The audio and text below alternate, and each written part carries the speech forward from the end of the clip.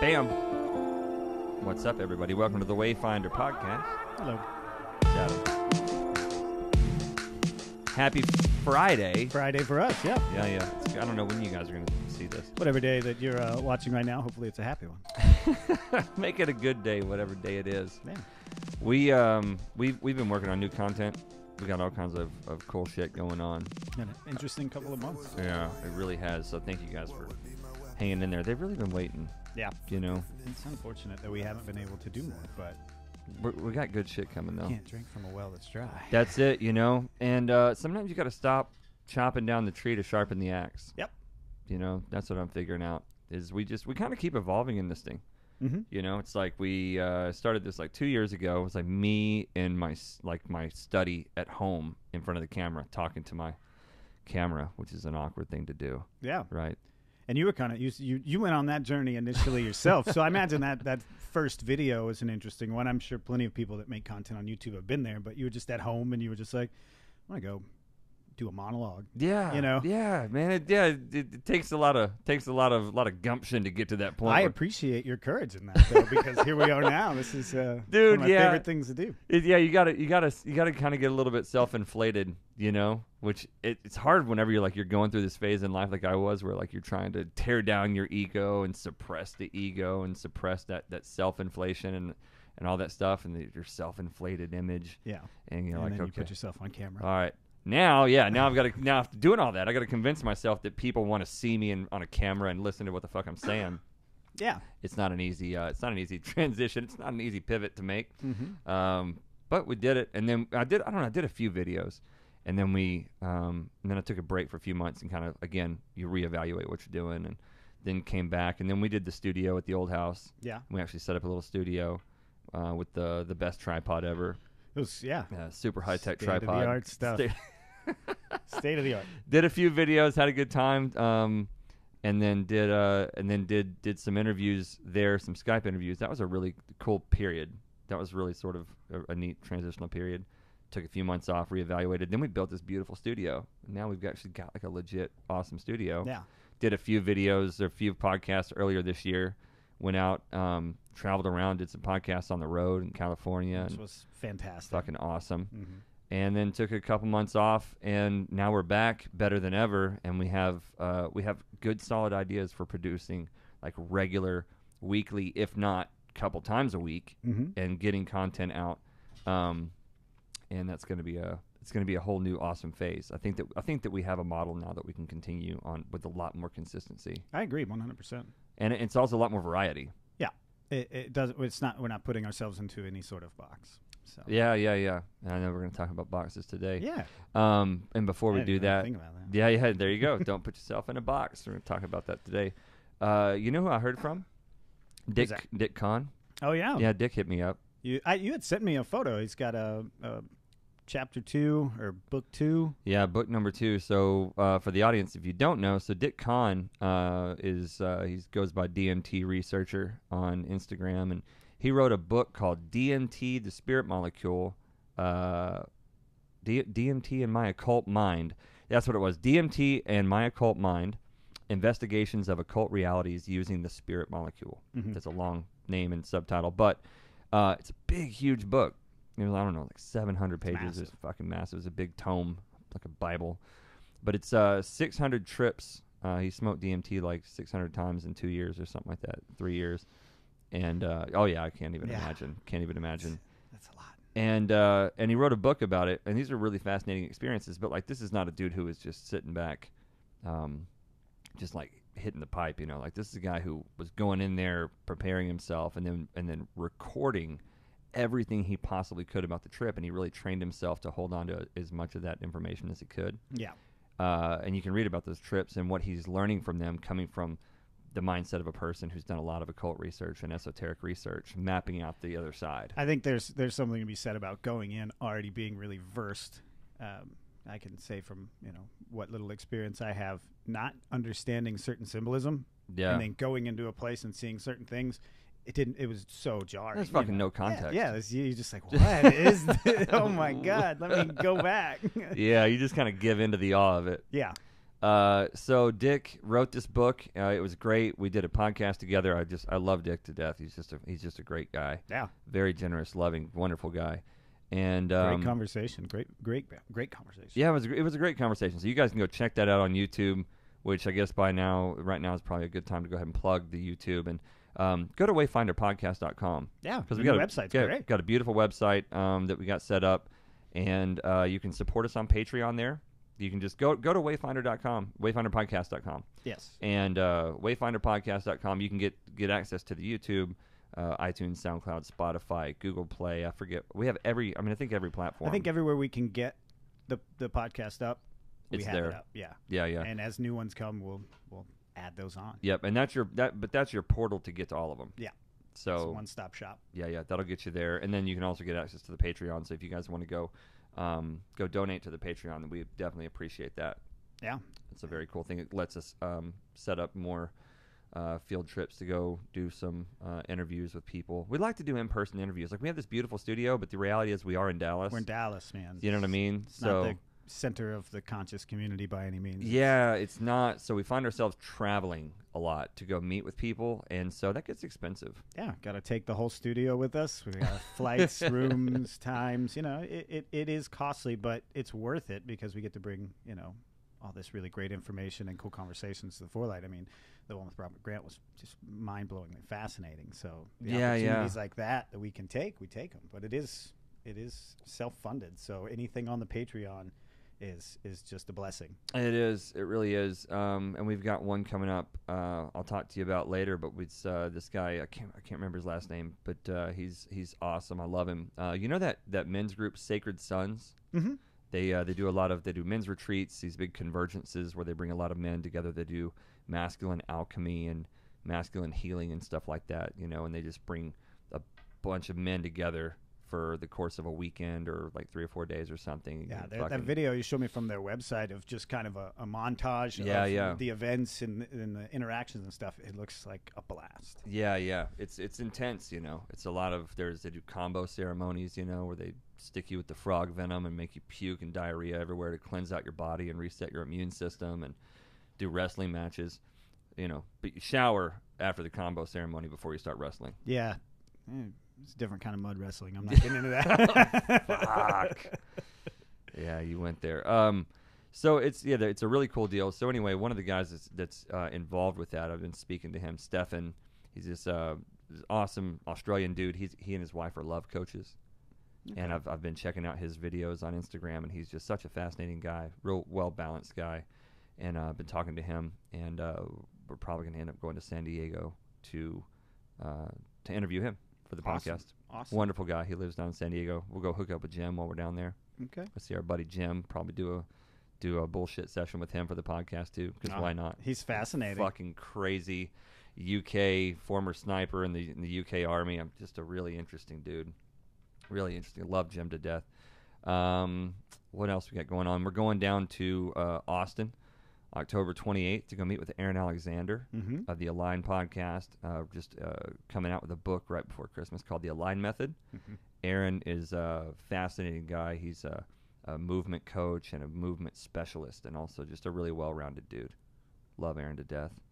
You guys can go follow him at the Align podcast, or just Align podcast on Instagram. So we're going to do a podcast with him down in Austin when he's in town from LA. Mm-hmm. And we have Jeff Sullivan, the incredible visionary artist, the painter, and friend of ours, good friend of ours. He's going to be in town when November 7th. Yeah, early November. Yeah, early November. So we have a lot of just kick-ass interviews and conversations coming up. And then again, we'll be churning out these just me and JC, or me, JC, and some of our friends here talking about all kinds of conscious random shit. Yeah. Met a new friend of David Halsey's last night who is going to be one of us. Just an awesome dude. His name is Ryan. He does jiu-jitsu with David, and very conscious dude.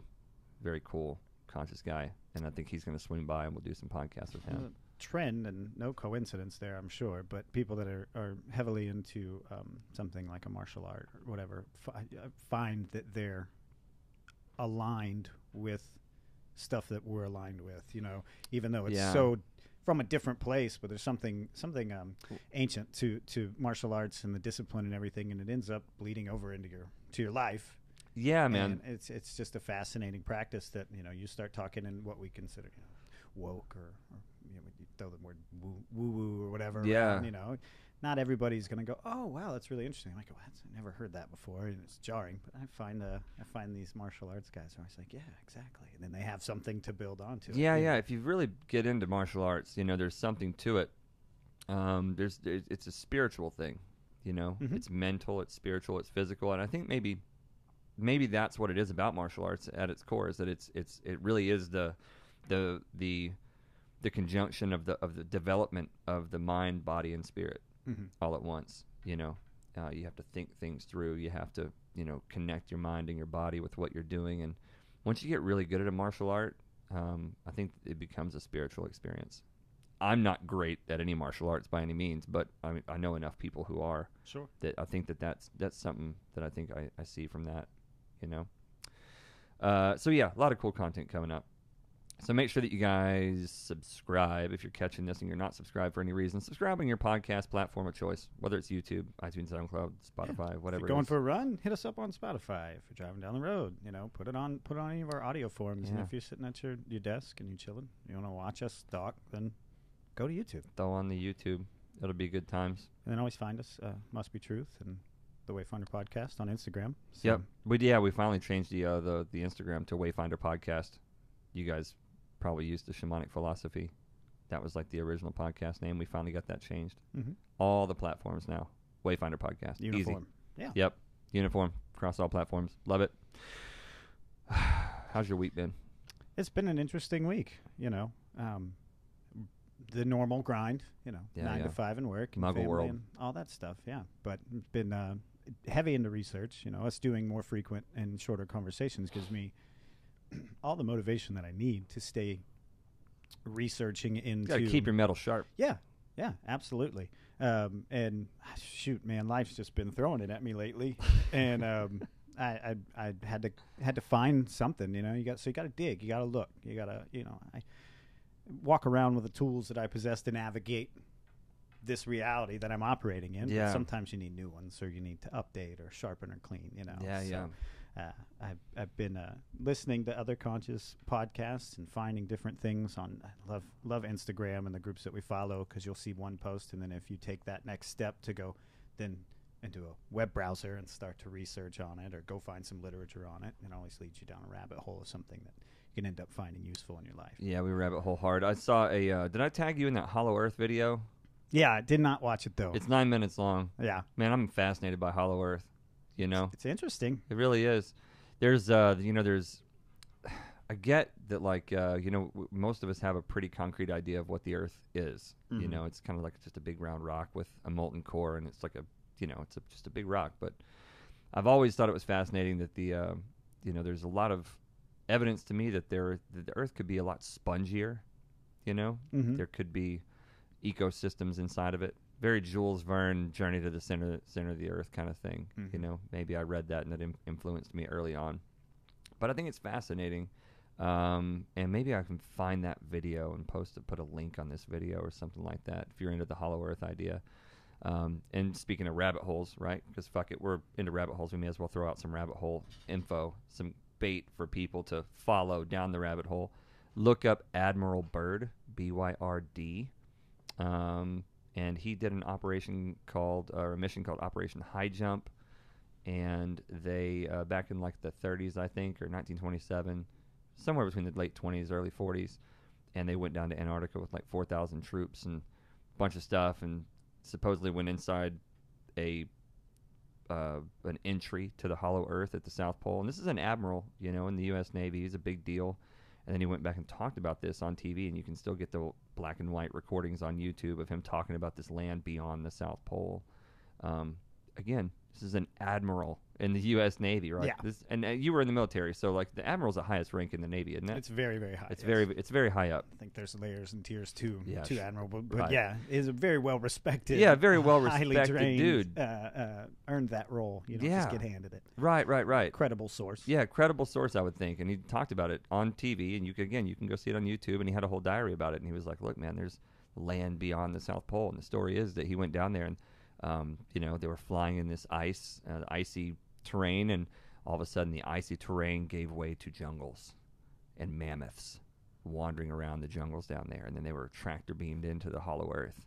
And they were greeted by these beings. And these beings, this is like 1947, because it was after the nuclear bombs went off, because these beings pulled them in. And these beings were like these tall, slender beings.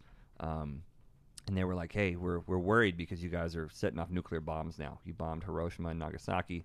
We're afraid that you guys are going to fuck things up. We were trying to leave you alone.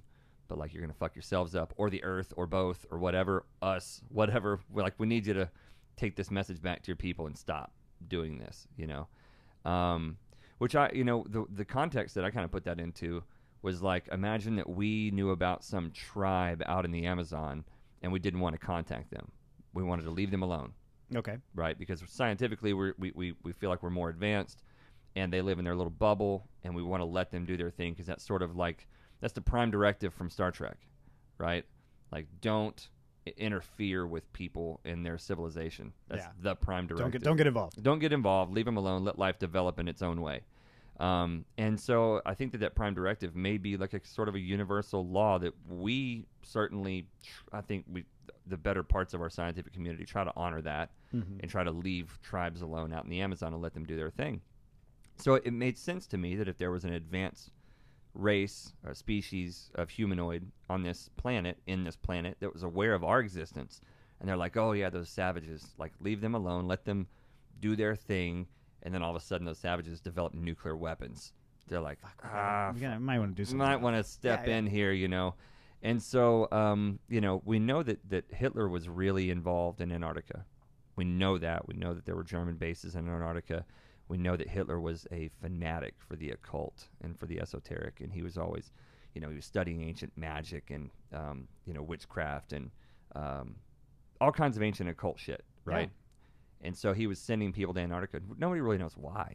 It's not super tactical down there. You know what I mean? It's really cold. You can't really, as far as we know, there's not a lot that you can do with Antarctica. It's not going to gain you any traction in a war to be in Antarctica. It's so far out of the way of everything, and like all the countries it is fairly close to in Antarctica, like they're not really big players. Like all the big players are in the northern hemisphere for the most part. Mm-hmm. So, like, what was he doing there? What was the reasoning? What was the reasoning? And I want to see a penguin. Yeah, bring back the penguins. Put lasers on the penguins. Well, I showed you the other day. It'll have to be its own thing, but Antarctica has always been fascinating. All of these things that are revolving around it, and somebody had put, and it's been around because the image I found is from like 2017, but it's Antarctica at a certain angle from an aerial view, and the human brain, stem and all. Yeah. So like a lot of people who are listening to this podcast, and maybe not everybody, certainly not everybody, but we've seen the picture of like Michelangelo's Sistine Chapel. Yes, exactly. And there's Adam and, it's not Adam and Eve, right? It's Adam and God. It's Adam and God. And they're reaching out, right? Mm-hmm. And they're touching. Very famous. They're reaching for each other. Yeah. And people have seen that painting on the ceiling of the Sistine Chapel next to like a side view of the human brain. Mm-hmm. And there's zero fucking question. It's a brain. Zero. It's a brain. Michelangelo painted a hidden picture of a brain. Yes. 100%, no question. Just so happens to have God in the center of that. God in the center of that, and Adam meeting God, and it's clearly, how these esoteric, Renaissance painters worked, when you know what they were studying, when you know the knowledge that they carried around and how they encoded their paintings, Da Vinci and Michelangelo, all the other Ninja Turtle painters. Yeah, none of their paintings are just really pretty pictures. None of them. No, there's a reason why they're the great painters they are. There's a reason why their paintings resonate with you. It's because there's hidden imagery in there that they knew how to encode, and that's how art works. Anytime you hear a great song or you see a great painting or whatever, there's symmetry built into it. And there's symbolism built into the paintings of the greatest painters that you can think of. Yeah. And so these guys were masters of hidden occult symbolism in their work, and this is what spawned the Renaissance and fueled the Renaissance. And so anyway, everyone's seen that picture of the Sistine Chapel next to the brain, or most people have. If you haven't, Google Sistine Chapel brain. Yeah, that'll get you. That'll get you. It'll be the first thing on Google Images. Yeah, that'll be it. And so what you showed me last week was like Antarctica, if you look at it from like dead on dead center of the map. Yeah, this satellite image straight down onto it. Yeah, it's kind of the same thing. It is very much the same thing, and they have this new thermal viewing, and with the climate change and the changes that have happened up there, with that thermal viewing lit up, it looks like, you know, nerve endings and everything that you have going on in your brain as far as the detail of how the brain is structured and looks physically. Yeah. I mean, Antarctica does as well. And then to take it a step further, somebody plotted out exactly where the most southern point is in Antarctica. This was fascinating to me. And it lines up on the picture of the brain to exactly where your pineal gland is. Damn. So South Pole, right where the South pineal Pole. gland is. Yep. Yeah. Exactly. And I mean, just you can Google it, look at it. It's fascinating. I don't know what to unpack. I mean, as above, so below. You want to talk about macro and micro. The human brain is the micro. The Earth is the macro.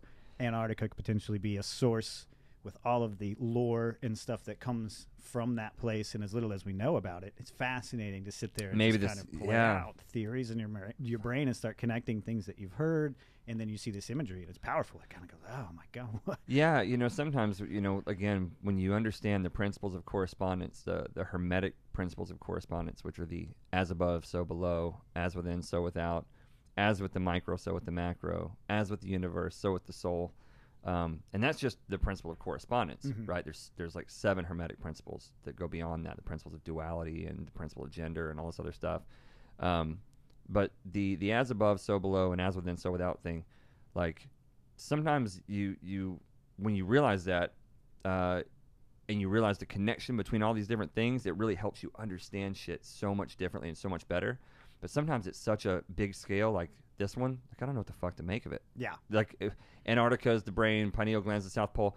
The one thing that jumps to mind is, you know, if we were to entertain the Admiral Byrd story for a moment and think about those beings right inside that South Pole entrance, that would be the pineal gland, right? So, is that maybe the brain of the world? The pineal gland is those beings, that civilization.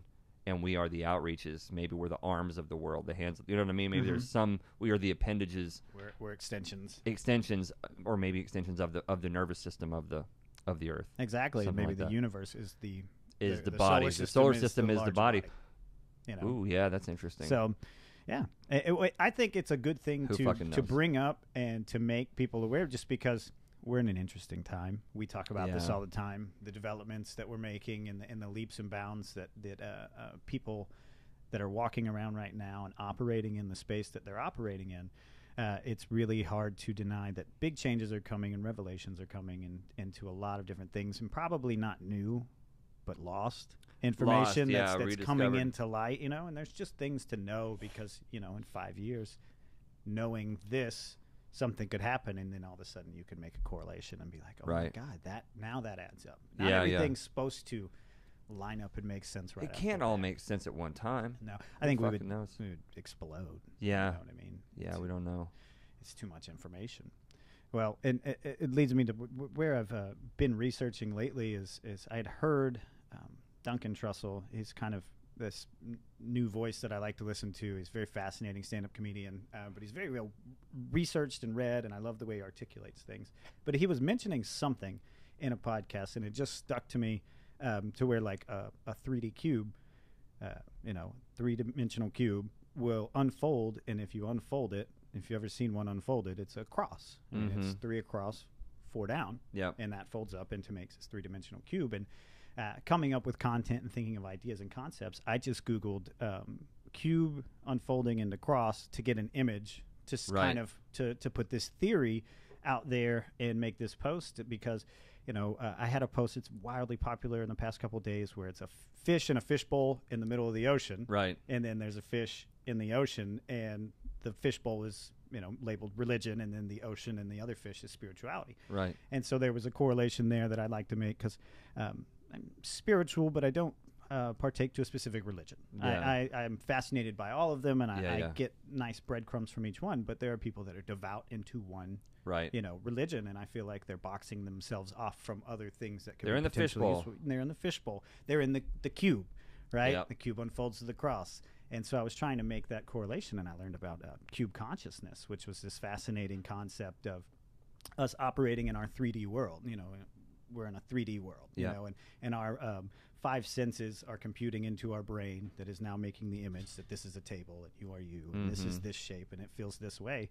And through certain practices and exercises and the stuff that we like to do already in our lives, you start to, you know, break out of that 3D cube consciousness. It's almost like it's been created and formed as a trap to keep you resonating at a certain level, and this is your reality, and you're happy and comfortable with it. And a lot of that cube consciousness and the concept behind it is you know, created and driven by fear mongering and doubt and all of these negative things. And so when you start to look into like the Kundalini practices, and you start to unlock what they, you know, referred to as atrophied DNA, you know, this ancient wisdom that we have in our DNA that hasn't been, you know, used gone dormant in so long, and it's dormant. So you start to if you don't use it, you lose it.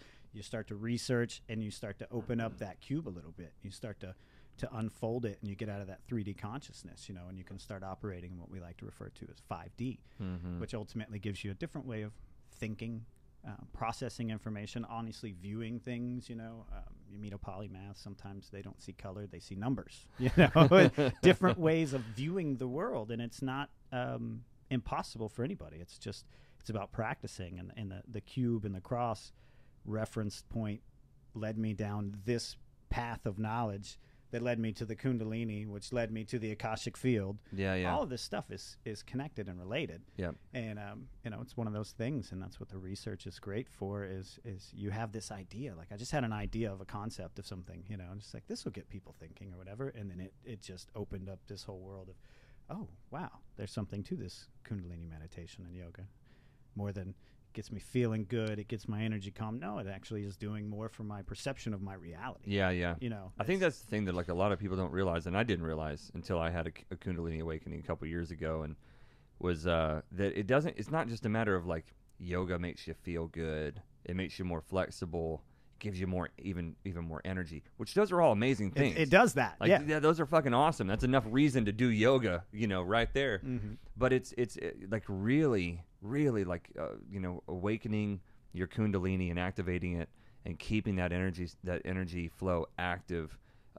It really does, especially when used in conjunction with meditation and in conjunction with practicing the quadrivium, you know, which is something we talked about with Robert, which is the study of math, art, music, and astronomy or astrology. That's the quadrivium. But the Kundalini gives you access to a whole different way of walking around every day. Like, just to maybe just kind of paint a picture of what it is like, but it's almost like, imagine walking around every day and seeing just a broader spectrum of color, right? Just to give you an example, hearing a broader spectrum of sound, and then maybe even being able to see sounds as sort of ripples in the air, you know, and maybe a bird chirping. A high-pitched sound is a yellow ripple moving through the air, and then a low-pitched car that comes by is a red, you know, ripple that moves through the air. That is the kind of multi-dimensional, five-dimensional, synesthesic kind of worldview or life experience that you can get from activating your Kundalini and activating these other senses and getting different parts of your brain centers to work together. Well, just in the few days of having that information in my process of my quiet meditation and thinking deeply on that as I drift into the thoughtlessness that I'm trying to achieve in those moments, what I've noticed is my sense of self being taken out of, say, I'm walking down the street and seeing things happening around me or to me or in front of me. Now it's just things happening, you know, and that's just a different shift in thought. Oh, this is all just happening. I'm happening as this is happening. This isn't happening around or because I'm here or anything in relation to what I'm doing. And once you start to take out that sense of self into your thought process of just mundane things, I find myself getting a little less frustrated when something that is inconvenient or stressful happens or whatever, instead of, why is this happening to me? Why you know, I don't need this right now. I try. It's slowly. I've become more conscious in my thought as to take out, this is happening around me. This is happening, and I'm happening. they're both happening at the same Right. time, but there's no correlation to these things. It just so happens that we're both happening. Yeah, we're both happening at the same time, Yeah. same place. And it takes away a lot of that personalization of challenge. Like, oh yeah, and frustration yeah. that comes with that, because you want to make everything so personal or karmatic in the sense, what did I do? Why me? You can get caught in that. And I know I do, and I have caught myself in that. It's like, what am I doing to deserve this? And that's such a terrible way to think, because you're not really doing anything to deserve anything. You're just doing, and things are just doing. Yeah. It's a weird, hard to describe thing, but it's helped me tremendously, is to just kind of take myself in my individual tunnel of reality out of everything else that's happening, or somebody else's that happens to be correlated into my life and how that affects me. It's not because of me, and it's not to me. Yeah, it's just there. Yeah. And then you take all of that shit away, and you can start to really process what's happening around you better. You can handle a situation a little bit more appropriately, calmly, without getting yourself all bent up, out of shape. Which not everybody has that problem. I do. Yeah. And that's definitely one of the things that I've found, through just trying to think about my cube and my worldview when I'm going into that meditation space, and where am I restricting myself, and what am I bringing to the table that's me. Let me throw something at you, because this is something I mentioned that guy Ryan that I met last night in jiu-jitsu, and just fucking love this dude. And he brought this thing up. He and his buddy had taken a bunch of mushrooms a while back, and they were operating in this really interesting mind space, as you do when you're coming out of mushrooms, and they were theorizing about the world together, Oh, yeah. And love that spot, right? And he said, I realized that we were born, and then from the day we're born free with infinite potentiality as a tiny baby who has no awareness of that potentiality, right? You don't seem to have much self-awareness. But then you're born in America, in Texas, whatever, and so immediately there's a boundary there that's put down. There's a limitation of some kind. There's labels and limitations that come there. You're born into this certain family, right? And then you go to a certain elementary school. More boundaries, more labels, right? Then you make certain grades in school, more boundaries, more labels. A lot of that of what you're putting on yourself, right? Yeah. Of course, he explained this better than I did, because it was his idea. But the point he was making is that you're constantly going through life just imposing more and more boundaries on yourself, mentally. You're conditioned to do so. You're conditioned to, right? It's a fact that a human is born with no fears, and the first two fears they've identified as a human being, as a baby. First fear, loud noise. Scares the crap out of you as a baby. Makes you cry. Dog starts barking. All of a sudden, I'm scared. Oh, loud noises, they scare me. That's the first fear that we're instilled with. Second fear, you start to sit up, right? Starting to fall. In falling. Yeah. So that's your second fear. Those are instinctually ingrained right off the bat, because that's for survival. That's, we wouldn't. It's evolutionary. It's evolutionary, right? Most fears that you carry around with you as an adult now are all shit you brought to the table. You put that on you, just like these boundaries. You made that concept in your brain, and then it doesn't help when culture and society and things like that start to push that message a little bit further, and that's where you learn that stuff from. But you bring it to the table. I mean, you've created it for yourself. You create that prison. Yeah, that's it. There's I think some Egyptian proverb or something like that says something about we don't create abundance, we create limitations. Or like, we don't create abundance, we're born with abundance. What we do is we create limitations. Yes. And that's so true, and it's like, once you can get to a real understanding of that reality, once you can work in that mind space and operate from that place, to realize that all these limitations, like, imagine that you're not doing what you love for a living right now, or that you're not at least making a hobby out of something that you're passionate about right now. There's obviously reasons why you're not doing that, right? 99% of those reasons are bullshit. Oh yeah. 99% of those reasons. There's 1,000 reasons why you can't do something. Yeah. That's kind of what we do. We got a problem for every solution. Yes. So what's fascinating to me about this whole cube consciousness thing that you're bringing up is that I've never heard this before, right? I mean, I knew that you take a cube, you unfold it, and there's a cross. But I think I stopped at that point, you started researching it and wanting to find out more of what it meant. But what's really fascinating to me is the concept, or the existence of cube worship.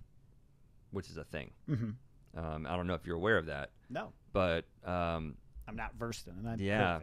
So satanic cube worship is a thing. It's actually a thing. So sort of I think it's like an Orthodox Jewish thing. It's an ancient Orthodox Jewish thing. And these rabbis, you can see pictures. If you just Google cube worship, you guys can see this. But there's like rabbis, and they have these cubes on their forehead. It's like a hat, like a yarmulke, but with a cube on the front of it. And they worship the cube. There's a lot of cube symbolism in a lot of these big corporations. They use cube symbolism, and there's the big black cube in Mecca that the Muslims all walk around, and they circumambulate the big black cube in the middle of Mecca. And if you look at the North Pole of Saturn, there's a hexagon. There's a giant hexagonal thing. It's like 25 Earths across. It's so big. But the North Pole of Saturn has a big hexagon at the top of it.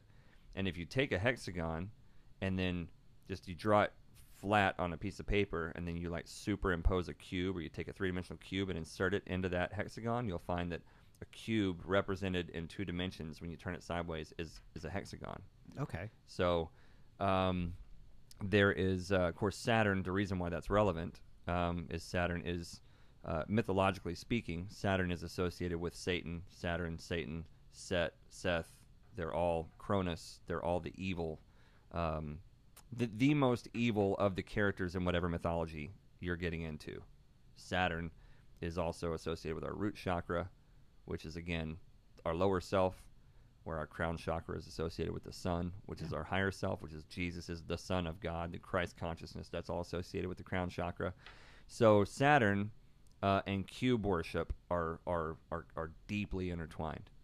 Well, it makes sense in my research that the cube consciousness is not a good consciousness. Yeah, it is essentially a trap. It's a tool being used by either yourself, but at this point, if you do enough research into it, it's fear and anger and things like that. So that kind of those thought processes that fuel you into said box. So there's a certain group of people that owns essentially every media corporation in the world, right? Just called a certain group of people. And these guys, there's also the same people of this same group that own all the central banks of the world, right? It's actually a family and a very small group of people that control the cash flow, of the entire planet, and they control the media of the entire planet, except for maybe China and North Korea, right? All the media, all the cash flow of planet Earth.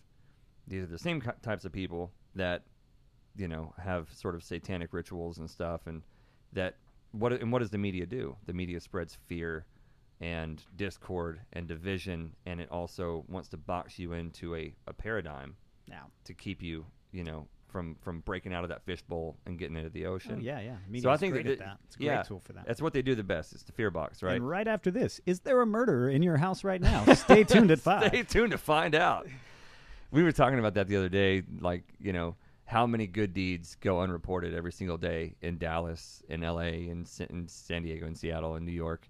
You see 3 or 4 murders, maybe 1 murder in Dallas, right? And it makes just endless headlines. And then you see like 3 or 4 murders from other places in the country, all advertised on or broadcast on our news here in Dallas. And it's like they're reaching into other cities for drama and for fear and for stories that make people afraid to be alive or go outside their doors.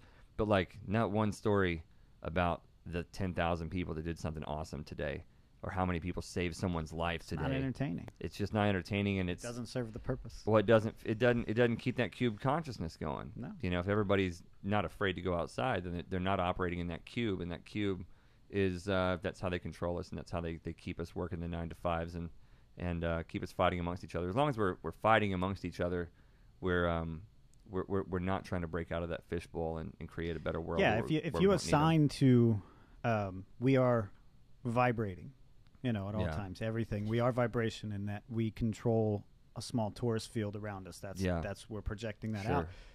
That's what the cube is containing. And so the more that you can start to break this away, the larger your torus field is, the more that you have access to a different way of thinking about things, and you can connect with other people easily on their level. But if we're all walking around in these little cubes kind of trapped inside of this, thing that is keeping us from really unlocking our true potential.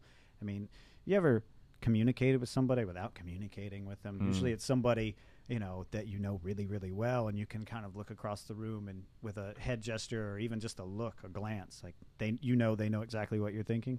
That's because you and that person are aligned. You're vibrating, you have a bond, you have a connection. Imagine if everybody didn't have this cube and we all had this strong torus field being fed by the sun. We're vibrating at a higher frequency than we are now. Communication could be a completely different thing. Yeah, I mean, we just have a better understanding of everybody. It would just be built in. That universal language, right? Mm-hmm. The universal language of the heart. So Greg Braden has done a lot of work on this and talks a lot about this. You guys look up Greg Braden. I highly recommend it. Dr. Joe Dispenza talks a lot about this, but it's the language of the heart. And there's a group, an organization called the Institute of Heart Math, I think is what it's called. They've done great work. You can look them up. But you're right. This torus field, this electromagnetic field that the heart outputs.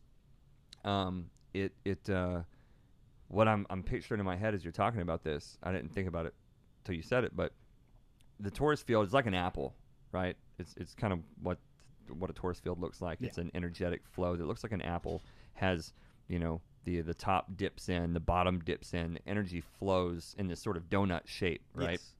Which also happens to be what I think the Earth is, right? I think that the Earth is a torus field. I don't think it's a globe. I think it's a torus field of energy, of different vibrational states of energy, which is why another reason why the hollow Earth thing makes sense to me, because you have a dip in the top of the apple, a dip in the bottom, and the energy just flows in and out like that. Anyway, a torus field has feminine lines, curved lines, right? Female energy or feminine energy is curved. Male left brain energy is straight lines, right? So if you were to take an apple and turn it into a cube, right? Slice off the top, the bottom, the sides, you're losing those curves. You're losing the feminine aspects of that apple, and turning it into a left brain box, right? Cutting out the curves. And we talk about this a lot on the podcast too. Like, that's sort of the world that we're living in. Go look at a classroom that the kids are learning in. Absolutely. And it's a big box with square floor tiles, square desks, square whiteboards, square tablets, square computers, square ceiling tiles, every square doorways, square windows, square posters on the walls. I go to my kids' school, and I feel like they've taken my apple and they've chopped the sides and the bottoms and the top off, and it's oppressive. Yeah. It is spiritually fucking oppressive. It feels of an institution. It's an institution. It's a prison. It's just a box with boxes, and I just think it's just such a fucking fascinating thing that you bring the cube consciousness thing in, because I never heard it before, but it just jives with everything that I've thought about the way that consciousness works, the way that energy works, and the way the media is perpetuating this cube consciousness model. Yeah, and it's a 3D model. It's very simple. We can comprehend it with our five senses. Up, down, left, right. Yeah. Got it. So that we know that, okay, that works. This is safe. This is my box. I can operate within this box. When you start to expand your thought processes and you do research and you study into the Kundalini and different ways of thinking and the concept of consciousness in itself, you start to break out of that into moving towards like more of a 5D type sensory and way of operating. But that's where all of a sudden you're not falling in line societal wise. That's where all of a sudden you're beating to your own drum. And a lot of people that have ever gone through a spiritual awakening, maybe you had like a 9-to-5 business job, and then you all of a sudden you went off the deep end to your colleagues because you had a spiritual awakening, and you started talking about consciousness. You started changing the way you think about things, and you don't subscribe to the same beats that everybody else is to. You're normally kind of shunned and cast aside. So it's a really interesting technique that we're all operating in until we start to break out of that 3D. So you've brought up the Kundalini a couple of times, and we've talked about that before. And I guess that probably most of the people listening to this know what the Kundalini is. Or have heard the term. Yeah. So the Kundalini, for anybody who doesn't know, what time we got? 10:45. 10:45? we got about another 10 minutes or so. We can do this, and then we have to get back to the Muggle job. But we want to put out this kind of content for you guys like as regularly as possible. Do a couple of these a week. It's fun. Yeah, it's a blast. You know what I mean? And I enjoy it. And we get to share research, which is nice. So the Kundalini is something that is it's in our nature as human beings. If you think of your spine as sort of a shaft that goes from your pelvis up to your cranium, up to your brainstem, right? This is the central nervous shaft of your body, with 33 vertebrae. By the way, interesting that Christ was 33 when he died. There's some esoteric symbolism there that we're not going to get into at the moment, mainly because I need to brush up on it. I don't remember exactly all of the symbolism that's represented in that story. Yeah. But there's a reason why Christ was 33. And there's 33 vertebrae. There's 33 degrees in Freemasonry. There's 33 has a lot of different, esoteric values and stuff. But anyway, the Kundalini is it's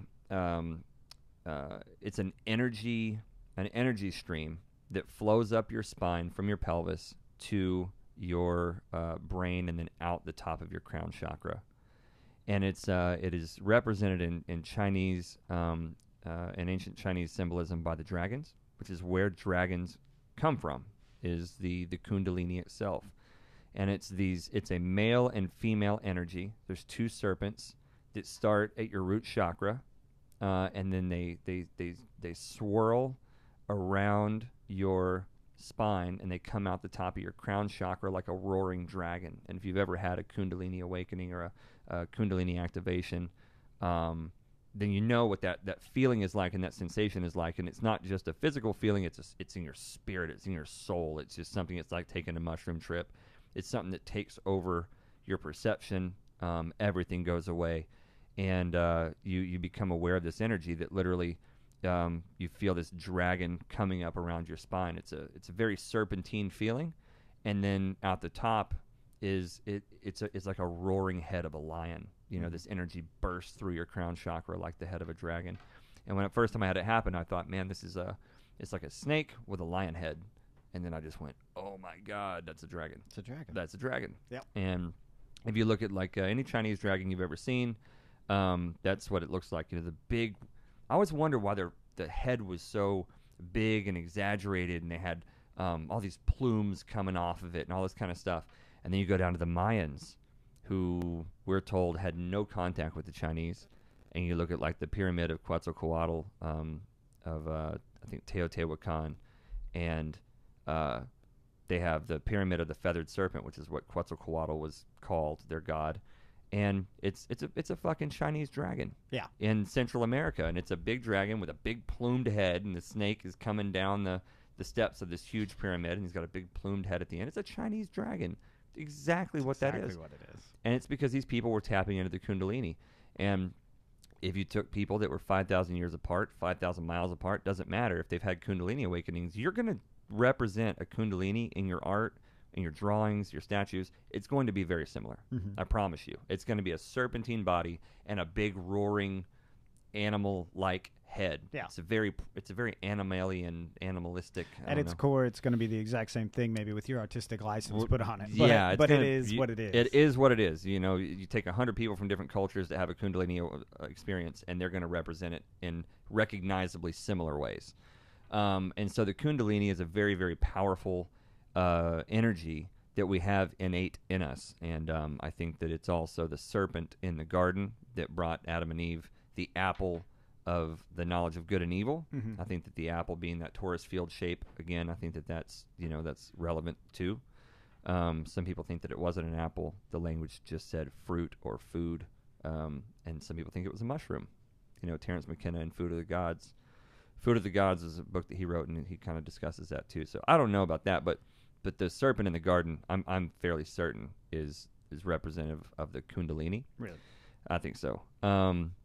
A lot of people think so. And that also comes from a lot of the stories around the world where they have an Adam and Eve story or a Garden of Eden story, including the Mayans in the Popol Vuh.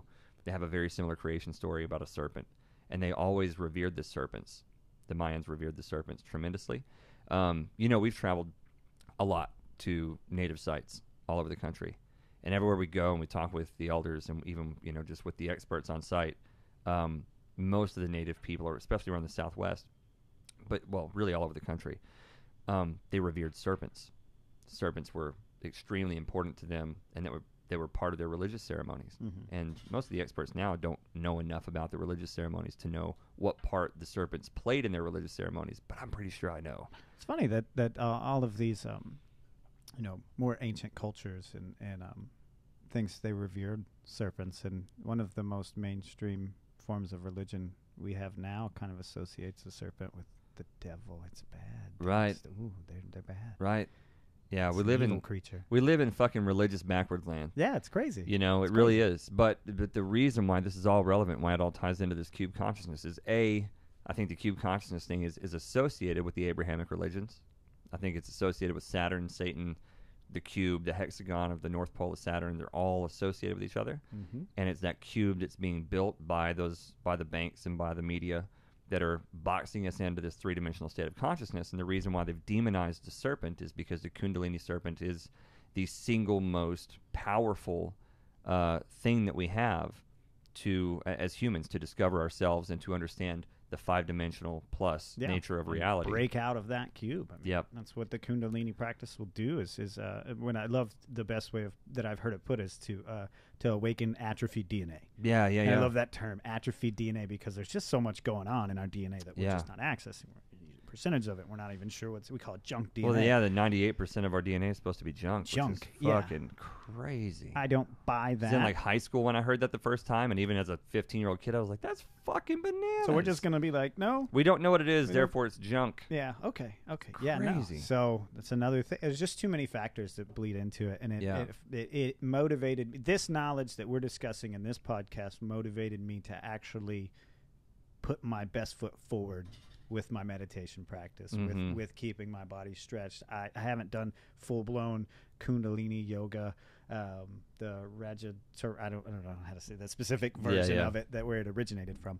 But just keeping that in mind, that there's more to it than just, oh, I feel limber, I feel good. No, this is actually going to help me in my journey. Mm-hmm. It was the motivation I needed. It was a missing piece for my psyche to take it to the next level and more seriously. Become a commonplace practice in my life. Well, that's awesome, because it really does. I mean, meditation is a huge thing, and I always recommend it to anybody. And and anybody can do it. Anybody can do it, even if you think you can't. You're going to suck at it at first, but I mean, anything worth doing, you're going to suck at it first. Yeah. Right. If it was that easy, everybody would do it. Yeah.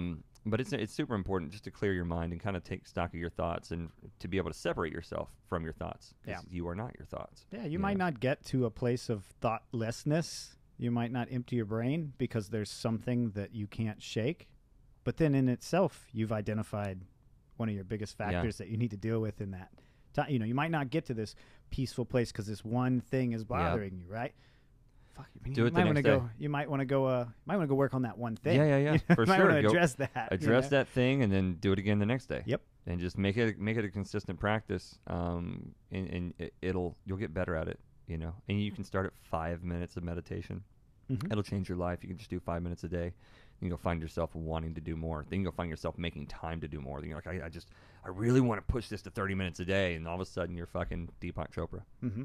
It'll happen. And don't tell yourself, because I don't have a cool pillow or some incense or a place to do it or whatever. You can do it anywhere. Yeah, totally. If you can just be quiet and still, you can do it anywhere. Well, and like anything else, you'll find it's kind of like if you're, if you want to be a race car driver or whatever, you can start with a go-kart, and then once you get good enough at it, you're going to start saving up to soup up that go-kart, and then you're going to start winning races, and then you're going to like, I'm going to save up and get a little rally car. Mm-hmm. Like you're going to. It's a back and forth relationship with your performance and the reward that you get from it, and then the desire and drive you have to do it and to do it better and to create that environment. Start with whatever you got, whatever situation you have, whatever environment you can create for yourself. If it's just sitting in a dark closet, which is how I started doing it, and for a long time, and got really far. Then it was like, ooh, I'm gonna get a meditation cushion. It's like $20 on Amazon. I'm gonna get a meditation cushion because it's nice, and that helped. Yeah, I'm gonna get an incense. It's like $6. I'm gonna do that. And if you just don't operate in that space, let me recommend one thing that is highly useful. And I never thought of it as meditation until later in my life, but it's called the 3 pages. And you just take 3 pages of paper and a pen or a pencil, and you just write your inner thoughts, words. Oh, I don't want to do this, and you just fill front to back 3 pages, or just the front. But you just sit down and you just write, whatever is coming out of your brain at the time, your inner monologue. That's so big. You put it down. You just start putting it down, and then you start to quiet it, or you start to see a pattern of things. And by the end of those 3 pages, you've gotten all of the junk out. You've that inner voice that's telling you, you wake up and it's telling you, don't be late, and all these, that inner monologue that we carry that sometimes isn't our best friend. We're not always waking up in the morning on a Wednesday to go to work with the most positive inner thought monologue, right? Yeah. And this is a way to quiet it. That's what meditation does for me. And that's what those 3 pages were designed to do. It's something that you would learn if you went like to a counselor or something. It's an exercise, but it is meditation. Yeah. But maybe for a more left brain person who can't sit still for 20 minutes, you can sit down and write for 20 minutes. Yeah. It'll feed into that same factor. It'll do the same thing for you. 100%. So if we were to just narrow all this stuff down, lesson for today. Meditation is super cool. It's super beneficial. It'll really help you out. It could change your life. Absolutely. Don't get discouraged if you don't kick ass at it right off the bat. Nobody does. Don't worry if you don't have a fancy cushion and candles and a Buddha statue and a singing bowl. And none of that shit is necessary. It's not critical. It's not necessary. Just sit down, dedicate yourself to it like anything else. Understand that the journey is the goal. Learning to meditate is one of the most important things you can do. It's not just meditation. It's not like just successful, super effective meditation is good for you. It's learning, the journey, the process of learning to meditate, and the process of dedicating time every day is just as important as your eventual goal of being a good meditator. Yeah. So the journey is the goal. We say it all the time in my house. We say it all the time on this podcast. The journey is the fucking goal. Dedicate time. That is the point every single day to that process. If you miss a day, don't beat yourself up, but do self-reflect and go, I missed a day. I'll do it better today, right? Dedicate yourself to it. It will improve. Also look into the Kundalini and understand what that is. It's a very fascinating, deep thing. And what I left out earlier is that Kundalini is sexual energy. That's one of the most key things to understand about Kundalini.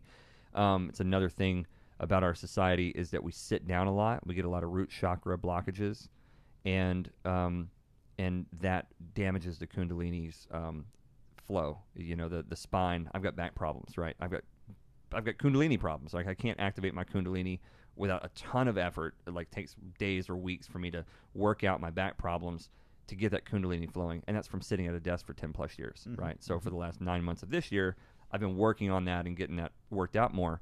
But we again, be mindful of your lifestyle. Be mindful of how much you sit. Be mindful of how much you stretch. Dance, salsa dancing, merengue dancing, whatever. Your hips, your lower spine, that whole area. We are in a kind of culture, a society where it's designed, again, I think, to keep us sitting, to cause those root chakra blockages, to keep our Kundalini shut down. Be mindful of all that stuff, because the Kundalini energy is to control our sexuality, our sexual energy, and that is the single most important and most powerful energy that human beings have besides the love that we produce in our heart. So be aware of all that stuff. Meditation, Kundalini, cube consciousness. You got anything else, man? If you just want a quick overview of some of the stuff we talked about, is a really good just 2-page blurb, easy read. Just go to Google and type in cube consciousness and the Kundalini people. It's anonymously written. I'd love to give credit to whoever, but it's just a post on there, and it's beautiful, and it's a great introduction to all that. And just break out of your cube. Get out the cube. Get out the box. You are not just a drop of the ocean. You are, you're the ocean in a single drop. Nice. Yeah, it's a fractal thing. I don't know who said that. All right, man. Well, we appreciate you guys. Yes, thank you so much. Like, share, subscribe these videos. If they do anything for you, we appreciate hearing whenever they land. Whenever these videos land and they actually do you some good, we'd love to hear about it, so you can send us a message. Instagram's probably the easiest way to reach us. Out to us. Yeah, Wayfinder Podcast on Instagram and everywhere else. Just go to wayfinderpodcast.com. You can find us there. And that's pretty much it. We're going to have more of these videos coming out for you. If you enjoyed this, you're going to love. They're just going to get better and better and better and more consistent. We'll release them on consistent days. platform's always getting better. If you guys have been following for a while, you know that. It's an evolution. It's an evolution. Go look at our first video and then our 5th video, and this is like number 28 or something like that. And they're just going to get better and better and better. So we love you guys very much. We do this because we do. And also, please consider supporting us on Patreon, too, because we appreciate that. That'll just help us create more badass content for you guys. Absolutely. And that's all we got for today. Like, share, subscribe. May the light be upon you. May peace be within you. May you be a sun on the paths of all men. If I was a warrior, what would be my weapon? Forgiveness, laughter, sound. My riches, sky and ground. Like the smell of pine in forests that drip divine. Darkness sublime in a blue sky mind. Stainless. Turn the pages of a story of circles. Where I am that I am. Where all paths join hands in the lands I remember. Where I am returned to my sender. Fully surrounded, I surrender.